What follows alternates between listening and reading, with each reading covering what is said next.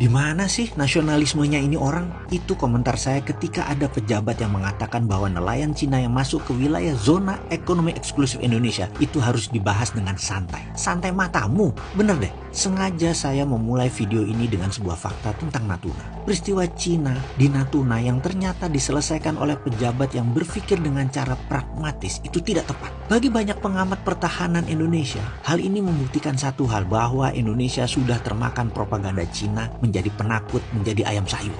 Fakta lain yang mau saya berikan lagi adalah ketika Ibu Susi, mantan menteri yang saya beri julukan Menteri Spesialis Penegakan Kedaulatan Maritim dan Perikanan ini melakukan aksinya menenggelamkan kapal pencuri ikan, dia menegakkan kedaulatan dengan cara menenggelamkan banyak kapal Cina yang maling-maling tadi. Dan apa yang terjadi pada saat itu? Cina diam aja tuh. Oh lupa, ternyata nggak diam juga. Buktinya Bu Susi nggak kepake ya sekarang. Oke, kita lanjut. Bener deh, menurut saya Ibu Susi ini lebih NKRI dari Angkatan Laut Indonesia selama ini, dan itu fakta. Beliau lebih NKRI dari Menkosaurus yang mengurusi investasi Cina. Ibu Susi menenggelamkan lebih 200 kapal pencuri ikan di lautan Indonesia. Bahkan di Natuna yang 80%-nya dicuri bisa berdaulat lagi zaman Bu Susi menjabat. Efeknya kapal nelayan Indonesia kalau menangkap ikan di Natuna bisa panen raya terus. Ada fakta lain lagi. Bu Susi pernah mendapatkan pujian dari banyak negara karena tidak ada satupun angkatan laut di dunia ini yang pernah dan berani menenggelamkan kapal Cina lebih dari 100 buah, dan Bu Susi sudah melakukannya. Itu dulu. Kalau sekarang Coast Guard Cina kawal nelayan Cina yang katanya mengejar ikan Cina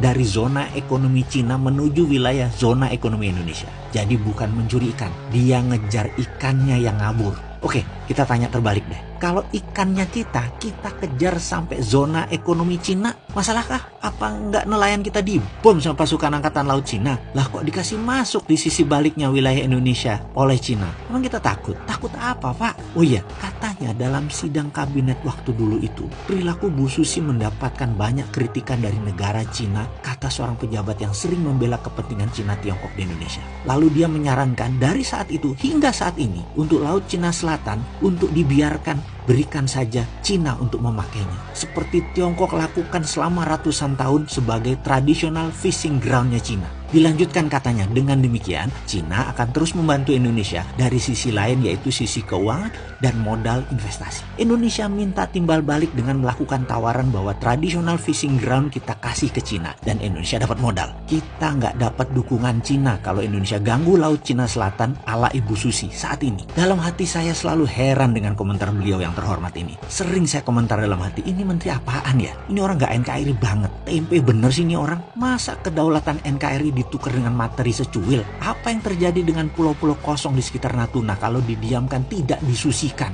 Yang sebentar lagi isinya nelayan Cina, lalu jadi Spratly jilid 2. Lalu lepas seperti si Padan dan Ligitan. Ngasih Cina traditional fishing ground, langkai dulu mayat pejuang NKRI, Bung. Begini Komandan, di sekitar Natuna ribuan tahun juga sudah jadi traditional fishing ground bangsa Indonesia. Geblek aja dikasih Cina. Cina kasih duit memang selesai masalah. Duit Cina harus dibalikin kan? Sementara Natunanya hilang. Oke, sekali lagi, saya ini bukan pengkritik tanpa solusi. Saya minta video ini berkenan untuk diviralkan. Kita selesaikan once and for all masalah Cina, Natuna, dan Laut Cina Selatan. Mulai sekarang di seluruh buku pelajaran nasional ganti nama Laut Cina Selatan menjadi Laut Natuna Utara. Itu traditional fishing groundnya bangsa Indonesia. Saya minta Menteri Luar Negeri melobi PBB, melobi Mahkamah Internasional bahwa kami bangsa Indonesia dengan ini menyatakan wilayah utara kami bernama Laut Natuna Utara. Ini adalah branding yang mencabut akar masalah dengan pemahaman Laut Cina Selatan punya Cina. Nanti dulu, di sisi utara Indonesia ini brand baru nasional.